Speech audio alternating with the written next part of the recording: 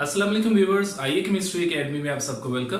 Viewers, आज का जो हमारा टॉपिक है वो है percentage ionization of weak acids. तो व्यूअर्स चलिए इसको स्टार्ट करते हैं।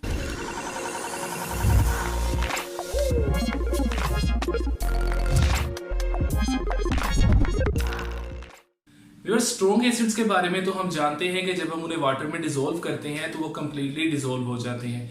तो अगर हम वीक एसिड्स को जब डिसॉल्व करें तो वीक एसिड्स एक खास हद तक डिसॉल्व होते हैं और उस एक्सटेंट को हम कैलकुलेट करते हैं in terms of its percentage. तो अगर हम एक जनरल डेफिनेशन बनाना चाहें कि व्हाट इज परसेंटेज आयनाइजेशन, तो उसके बारे में हम इस तरह से इसको डिफाइन कर सकते हैं। हम कहते हैं extent to which a weak acid is dissolved in 1 decimeter cube of water। इस परसेंटेज आयनाइजेशन को हम कैलकुलेट जिस फार्मूला से कर सकते हैं उसको हम देखते हैं। जो फार्मूला हम यहां पे यूज करेंगे वो है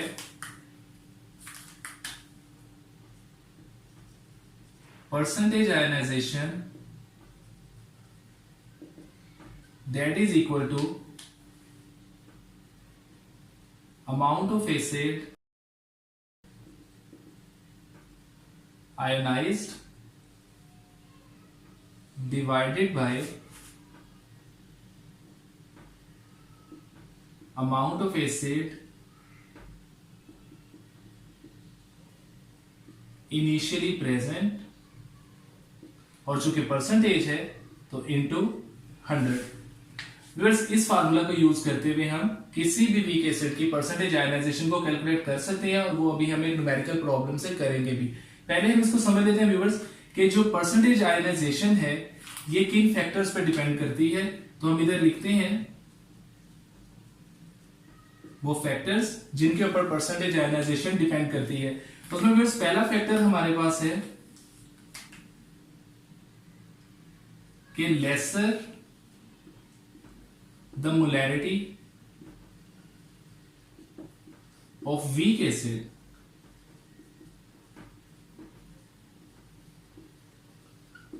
greater is its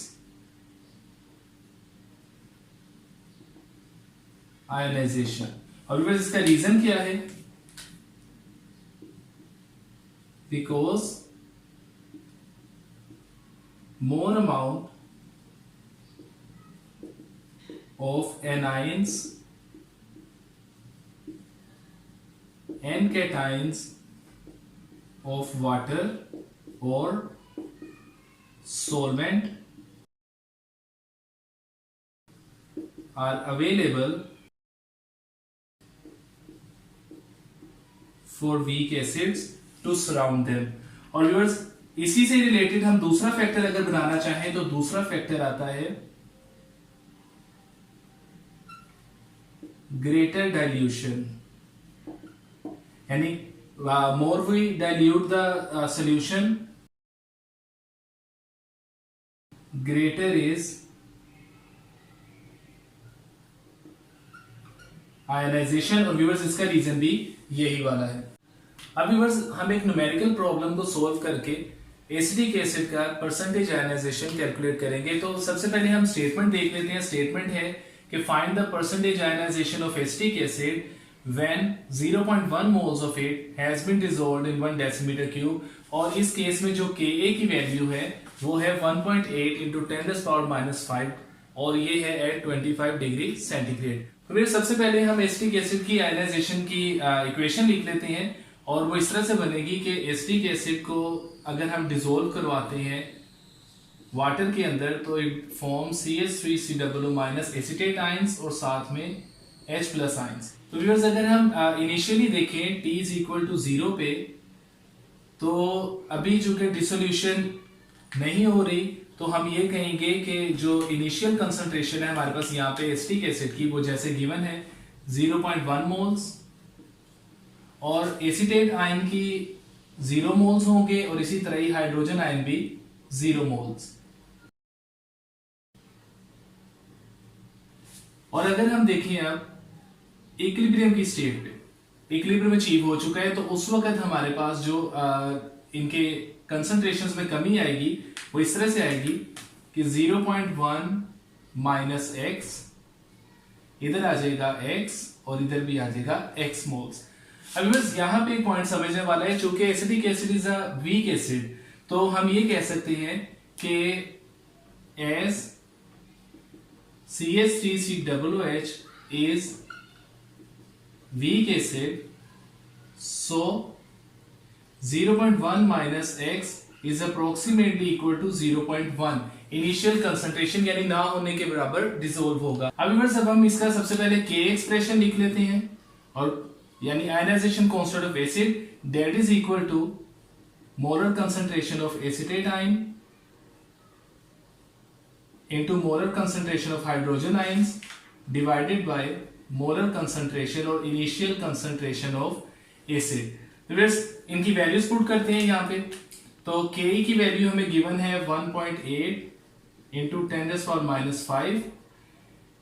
acetate ion जो है ये हमारे पास हमने कहा x मोल्स हैं, तो यहाँ पे हाइड्रोजन के भी x, तो ये हो जाएगा x into x divided by initial concentration of acid है हमारे पास 0.1। फिर इसको जब फर्दर सोल्व करेंगे हम,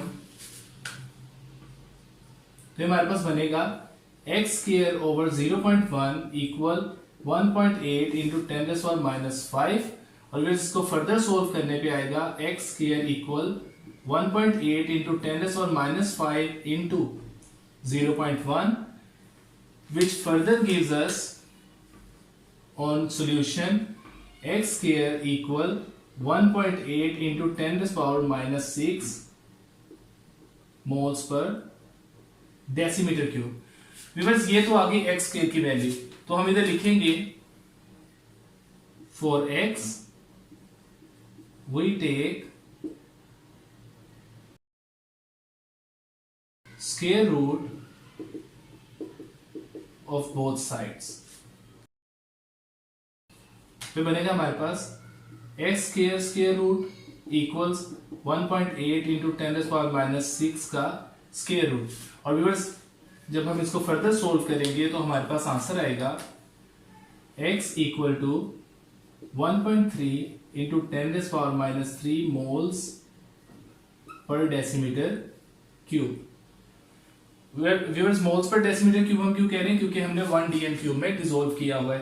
व्यूअर्स ये जो x है ये एक्चुअली हमने हाइड्रोजन आयन की कंसंट्रेशन निकालनी है, तो हम इसको ऐसे भी कह सकते हैं, हम कह सकते हैं hydrogen ion concentration that is equal to 1.3 into 10⁻³ moles